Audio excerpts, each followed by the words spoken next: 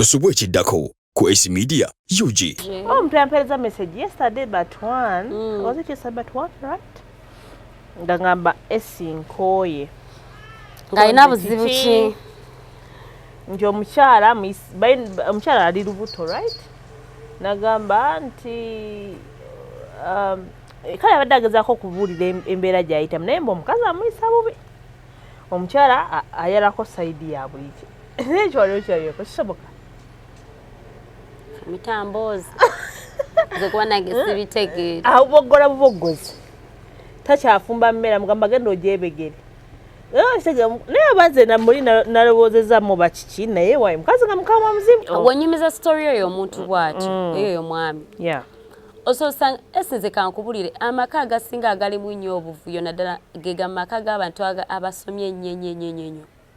Eri abo bayita amaka g'aba actually. Kazi yasoma nnyo omusajja yasoma nnyo temuba kitiibwa mu maka ago kiba kitono nnyo. Ekitiibwa we kibeeramu kibeera kyanfuniramu wa mu kitiibwa kino. Tebubeeramu bwetowaze. Come on. Manyi kannawo kankwe example. Ndi Matilda nkola mu Eddoboozi Nabume Esther S1 kwata with SCS Media Uganda nkubuzaako gwe n'osiza obanga otala. Thank you so much. Okola kyamaanyi okwekumira ku mukutu guno. Ntwala omukisa okwebaza basubscribers baffe abapya. Babe mwebale kusubscribinga. Mwebale kuchuzinga twegattako mukola mwakoze kyamaanyi. Naffe kye tubasuubiza kwe kubaweereza paka kuwulira bubi. Twebaza nnyo mwenna abatuwabula abatuwa ku magezi. Mwenna kisinza engeri gy'otuwabuddemu esinzira but we appreciate. Thank you so much. Mwebale nnyo kutwagala, mwebale nnyo kutulaba kubanga engeri gye mutuwabulamu eraga nti mutulaba. So thank you so much. Tusiima byonna bye mutukolera. Mwenna abatulabira mu nsi ez'enjawulo muri Uganda okusookera ddala wano bambi mukola kyamaanyi abatulabira mu nsi ez'ebweru muri Dubai, Qatar, Oman, Saudi Arabia, Iraq, South Africa, Rwanda, Congo, na Uganda bali buli wamu. Romania, Norway, France, Italy, Bangladesh. USA, USA, wawala UK, Italy, South Korea, yetuuka. Of course, eri abaana bali South Korea nga batulabira ddala. So, wonna wasinza okubanga otulaba, we do appreciate, thank you so much. Okubanga mutulaba, kyensobola obbagamba. Nange kyensobola obbagamba kwe kubaweereza paka kuwulira ki? Bubi. Nenge enkola yaffe nti tubeera wano ne Matilda mu kiboozibozi ne tunyumyamu. However, wali abantu nga babeera ebambi nga bba amanya gabe baagala gawulirako. Muno mwe muli Point Media, mwe muli Alerts Hub. Yampereza jjo ka message. Thank you so much. Nambiru Ann, Point Media, Jonis, United States of Julie Love, ani omulala awo. Abaana batwagadde nnyo bambi. Nambiru. Yeah, so we appreciate. Mwenna n'abasalamu waako muteeka ku TikTok. We appreciate. Thank you so much. Tusiima. Mukwano gwa Point Media, how are you? Ndi bulungi nnyo. Point Media nkwagala nnyo Sebo. Thank you for loving me. Thank you Anne for loving me. Yangamba mmere ya Easter. Bannange Yabikulangira main Point Media tawena. Yabinange yanga Matilda nyabo webale kundi akomera ya Easter. Nemugamba sina jinade ku Easter nabadde wakaga sinadde 10. Nangamba tofayo. Nja kukolako. Yeah, so thank you so much for always coming through for us as SC Media, as Matilda. And Nambiru bannange webale kunconnectinga nga bulijjo. Omwana oyo bannange yanfu SC no mwana nno kimanyi yakola kyamaanyi nnyo. Ani gundi Nambiru mulungi. Yeah, so thank you Aunt so much. Mukama akuwa ekisinga ne ku by'oyetaaga. I want to thank all our friends from different countries. Nga esiwagambye mumwe n'ababeereyo mu offices zammwe ne mutulaba ne mujja ne mugamba bakwano bamwe, I know that lady, I know Matilda, you know. So thank you guys so much. Yep. Omanyi waliwo ampeereza ka message wanangamba esi Mr. CEO. Yamukunnyonnyola nga tubudde wano. Okay. CEO. Abaami mukole nnyo ssente so that babawagaga amanya bwegati. And the young obimanyi in the city abantu laba president Money pesa. CEO sinayisigana kuwa kigambo kyange okijajamye bwotyo olowooze nti ngenda kikuwa for free. Omwami wetuukira okuyita CEO kitegeeza byonna obimala. Mr. CEO ate era alina sebingako Okitegedde.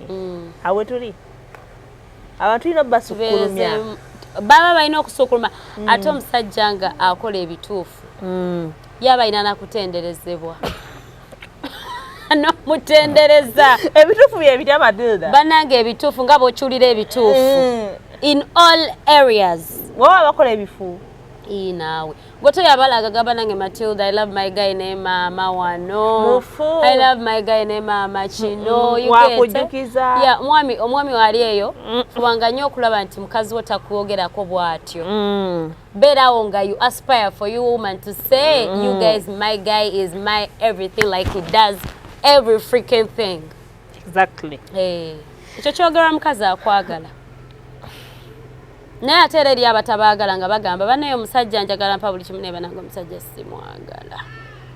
Naye nze simanyi nze oba kiki lwaki nze nga mpa buli kimu okwagala gaba mateeka nze simanyi nalwaki mbasaagala like you just gwinza butagala muntu akwa buli kimu obeerawo nga weebaseemu katono oba olina ekizibu ku mutwe oliza obeerawo ng'ogamba naye bannange banyiziza ku mulimu esimu nga evibrate nga zizizu bani bana bampeereza bye WhatsApp bana yogenda laba lunch for my baby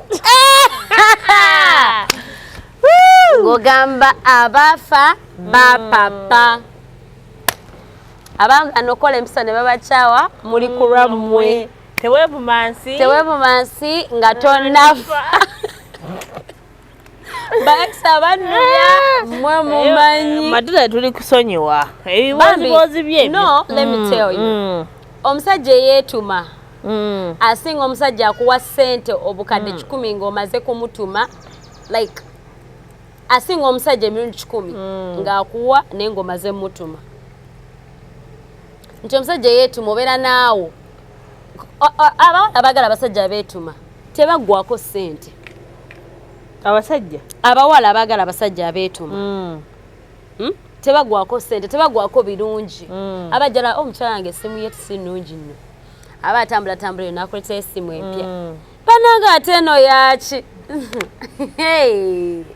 obibuuza ebyo ate ndawadde essimu anti munnange oyagala ku actinga like wanaye kino kyonkoledde sikirabangako no like of course olinza oba wakirabako obadde n'essimu yo obadde tolina ssimu eyatse naye ng'okola kati ng'obeera nga gana ne Matilda siyonga eri bulala ye nno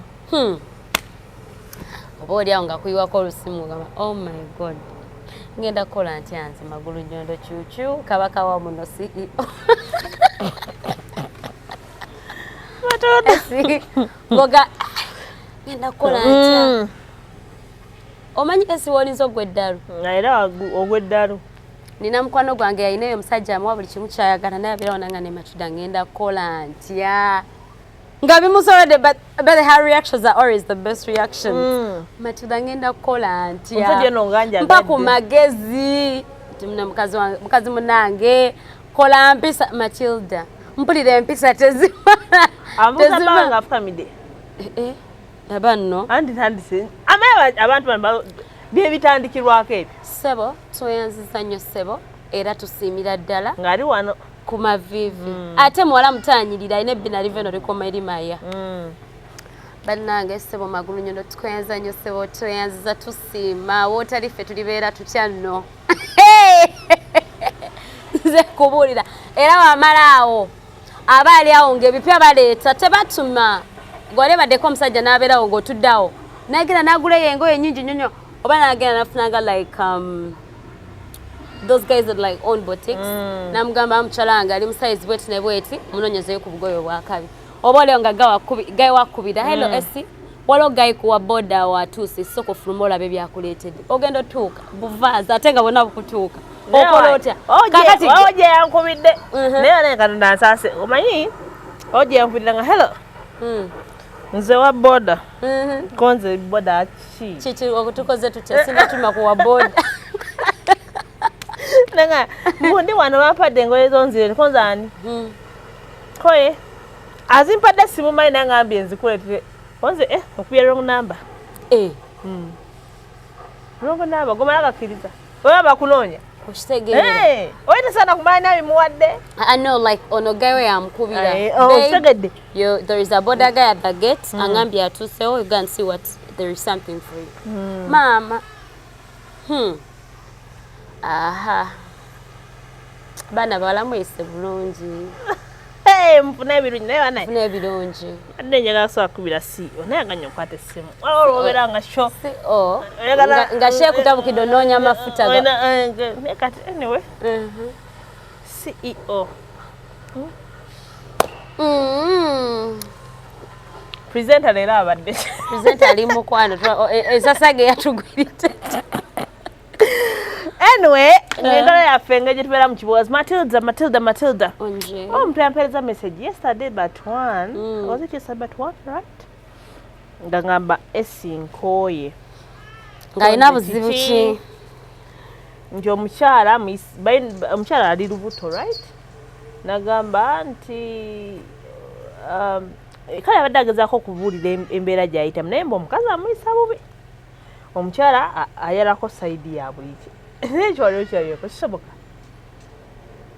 mitamboozi nze kuba nange sibitegeera aboggola buboggozi takyafumba mmera mugamba genda ogyebegere naye baze namuli nalowoozezzamu bakiki naye wayi mukazi nga mukama muzibu naye nenyaga kale kuya another story ku mukyala naye omukyala nga mukama muzibu nengamba wayi bantu balina ebizibu byabwe naye nga kaŋŋende naye omusajja gyaŋŋambye yangambye gwani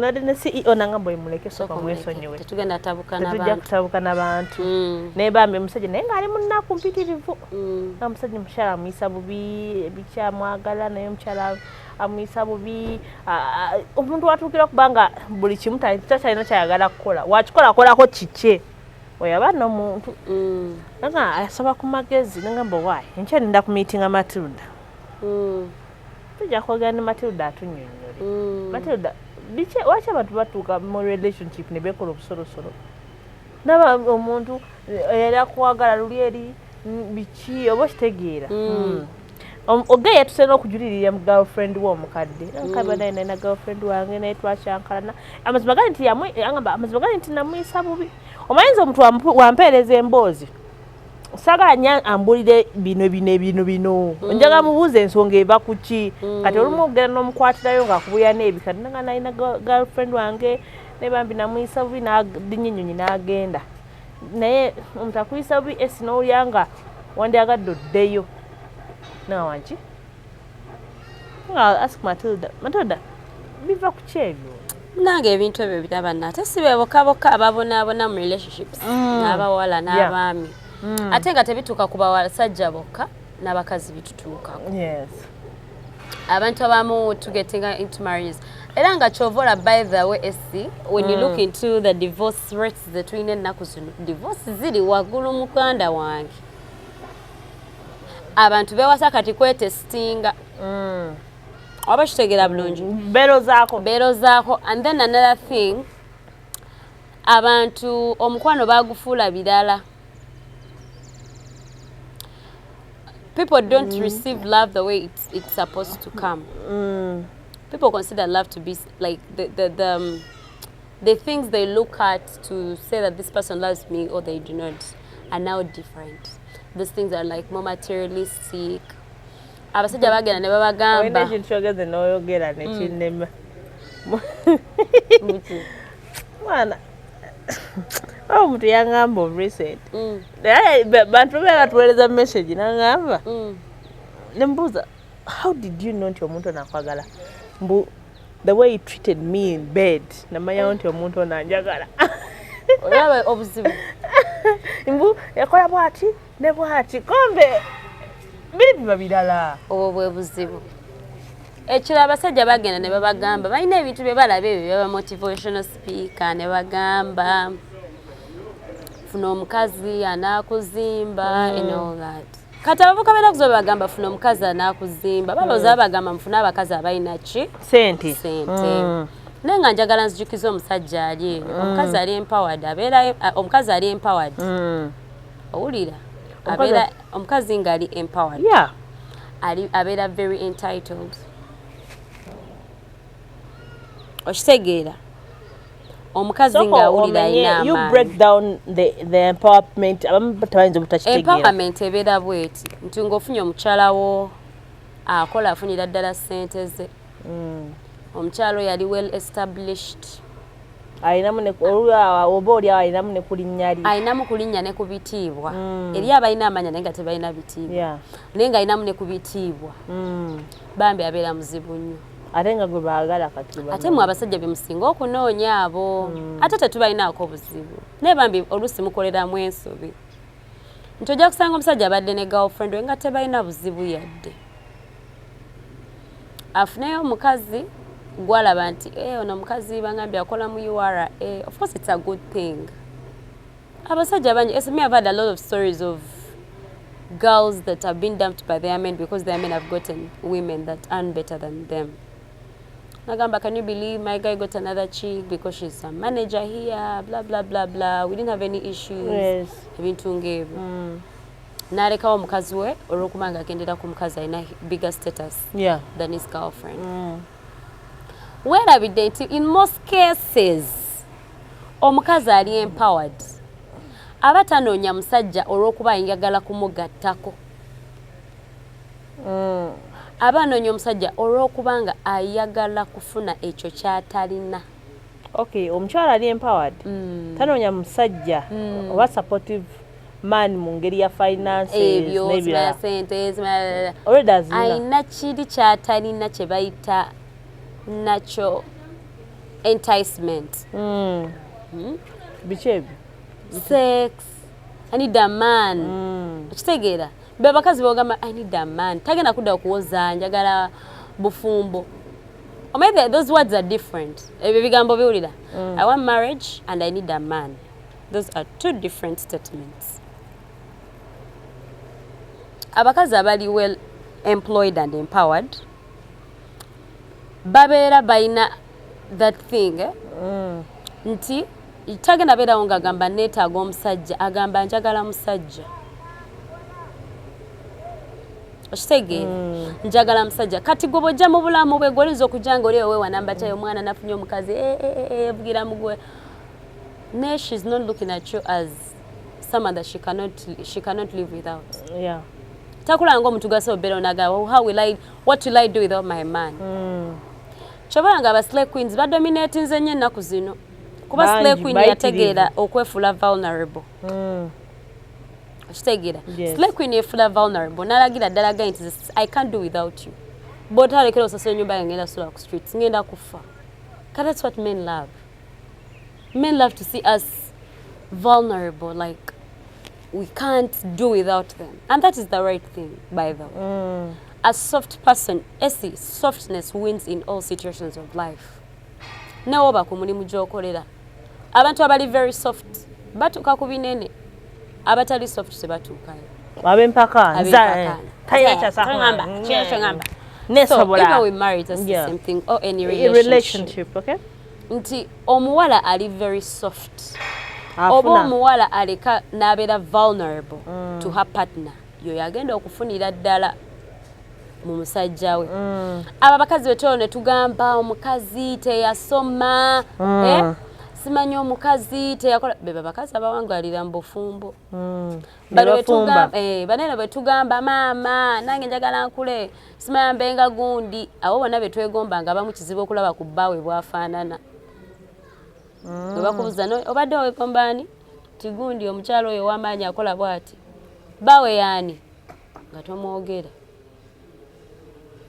So Matilda now to be a point. Nze nkubuulira esi leero ndi mu class leero ndi student kati Mr. CEO wonyumiza story oyo omuntu bwati eyo mwami ososanga esinze kankubulire amaka agasinga agali mu nnyo obuvuyo naddala gega maka g'abantu abasomye ennyo eri ababayita amaka gaba actually kazi yasoma nnyo omusajja yasoma nnyo temuba kitiibwa mu maka ago kiba kitono nnyo ekitiibwa we kibeeramu kibeera kyanfuniramu wa mu kitiibwa kino tebubeeramu bwetowaze come on manyi kannawo kankwe example ndi Matilda nkola mu corporate space yange nina insurance banzijanjaba kubwe tukitole no when I need medical care I don't need to have money kitegeera nina omusala I can do my hair I have my salary I can still buy myself a car that I need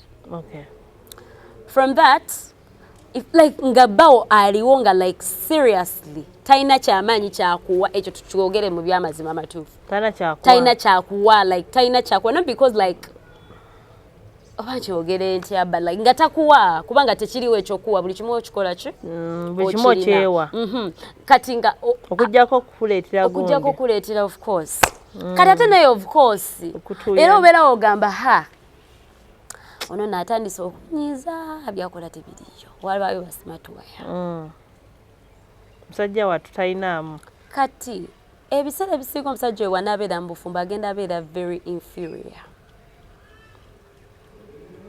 agenda banga ali colonized abantu bano bamenyezeemu inferior omuntu oyo agenda kubawulira ng'ali wansi eno nti omukazi nawe wanaaba talina mpisa mbi agenda atandika ozifuna sajja gamba nange omukazi oyo gomula tampa kitiibwa omukazi oyo akatanjagala naye gwe kyobamanya omukazi ali empawa tabeera mugonvu nga mukazi nga bambi talina nnyo nga talinirako ddala okitegeera aba tabeera mugonvu kuba omukazi atalina bambi abeera nange taata gulina nti kakati olaba nti kati naye kakati Matilda nze ojja kunyiza I'm sorry I'm not saying this because I really do that but I'm giving an example ajakera ku macha agamba I need this omugambe sirina agamba it's okay ekyo sangewo nga weekiri kati eri abasajja nga kyagenda kirabanga kamanyiiro abadde ogamba saa bigula okitegeera so batandika okukayana Esther ate nga etayina tudde kwaba abantu kati eri abasajja ng'obutayina obugamba muno sirina tagambe nti genda okifune abanga gamba ayagala testing your patience not because takirina but they want to test your patience Matilda no mugamba no sina sente how long can they take to wait for until I can get that money Esther fa abakazi abagezi bo bagamba no tena ne obo ina obukadde 150 ku account obulinnyako kyegamba nanga nti wagamba tewali sente tulinze kwa kukuuma obufumbo ate olowooza ogenda bukuma ng'olina buli kimu ng'oli mwana muwala kuma relationship oba oyogera ku bufumbo ennyo ennyo relationship nti gayiwo jjerero akugambe sina ssente omulindeko okitegeera omulindeko omulage nti no I'm waiting for you sir era bw'otakikola ngenda kufa gwamanyi nenga nawe kimanyi ozirina sobyetuusaako okitegeera kati agamba waggali abalage tweteekamu nze if a guy tells me and he come by me this essa nkube omanyi lwaki ennaku ze abasajja batwekera abana tubalabirire kubalaga nti solo balabirire That's what Douglas said last time.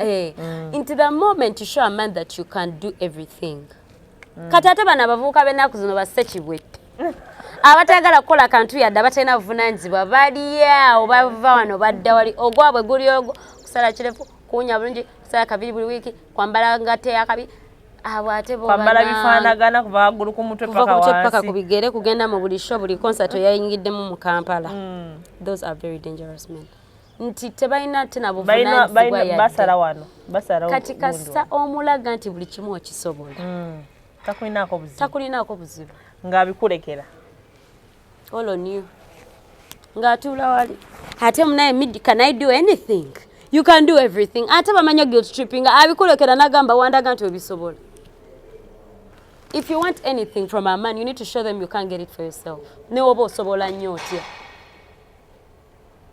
okitegeera so sometimes tutugamba abasajja tebatuwa kino tebatuwa kino oluusi ofunye omusajja omulaze gw'osiba enviri za 5,000 nga kituufu ddala z'osiba Kati musajja twakola ati. So what do you want us to do? Make yourself vulnerable. Mugambe Mr. CEO. Omugambe Mr. CEO. Mr. President. Makolo nyondo. Principal. Kabaka wangu mbwati. Banange nakola nti awotali juju. Mbadde nsabayo ku sente za kaviiri kano. Sente meka. Umtwala 5. You just tell them I need some money for hair. Okay. Gwe omuleke yeesalirewo mmeka. Anga tutubadde twongera ku price nti mtwala 5. Nti mtwala 5. Bwakuwa 10 ng'oweyongerezaako anaago. He has tried. Okay. Let me tell you something, Essie. Responsibility from a man doesn't mean that he should do 100%. Yeah, okay. But responsibility, wogambye omusajja wange afaayo era njagala era ndabanga obuvunaanyizibwa bwe. Omanyi Esther abakazi ebiseera ebisinga. Ennaku zino tudeetinganya abasajja nga tebatwalanga buvunaanyizibwa bwabwe. This is your girl Essie. Mwena bambi, thank you so much. Naye nga omukyala nzaala kutumiddeko nnyo. Mukyala Nampi Jagorate, thank you so much. Wewe kuzaala mwana nga nze. Nkwagala nnyo. Thank you so much. Bambi, my mom, my dad, Senyonjo David, thank you so much. Mwena mikwano gyange mirungi. Point Media, Jonis, Kasirie, Brian, abera ku kamera naye mukwano gwange. Naye nga naye abera ku kamera, producer for Weno Show. Tumwebazaako ensuso. Guys, thank you so much abatwagala bambi. Fahad Sebulime bambi. Guys, mwebale nnyo. Okuva tutandikidde paka gye tumalidde sheno mwebale nnyo abapya abatwegaseeko olwaleero namwe mu feel at home, feel free mutwagalire ddala naffe tugenda baagala kitubasuubiza tugenda kusigala nga tubawa content nga tetubawemula tetubayisa mu maaso wabula nga tuba tweyadala nga muli kintu kikulu nnyo. So thank you so much naye nga tubeera ku Satellite Hotel Kisaasi. Wayagala okuwummulamu, wayagala ebisuula eby'okuwummulamu, wayagala hotel rooms ennungi ezirabika obulungi eziri ku bbeeyi eya wansi ya ku Satellite Hotel. Ate toddamu ebyo ate emmotoka yange parking weeri ate ng'era balina ne bubooleza so ojja wano wadde eddugala eti eva Masaka eva wa eva Busoga eva wa ogiteeka wano ne bagyoza bulungi ate ne bagikuumira ddala buki bulungi. So Satellite Hotel Kisaasi balina Satellite Health Club gwe ng'oli muntu wa gym jangu Satellite kasente akatono oli muntu wa sauna system bath nange ojja kuba oli awo nsangemu kubanga nange kasauna akakubira ddala kitegeera massage yangu bakunyigenyige fa kuwulira bubi jangu wano ku Satellite ate nga kasente katono ddala obanga muli 2 3 4 akabeeyi nako kaba kafundamuko okitegeera so nga ate nebisigadde nebiba nga ate bitambulira ddala bulungi. Jangu wano weeyagale jangu okole emikwano, come and have fun. Satellite Hotel as usual. Naye nange mbeera Essie wano ku Essie Media Uganda. We love you all. Brian abadde camera. We'll meet next time. Bye bye.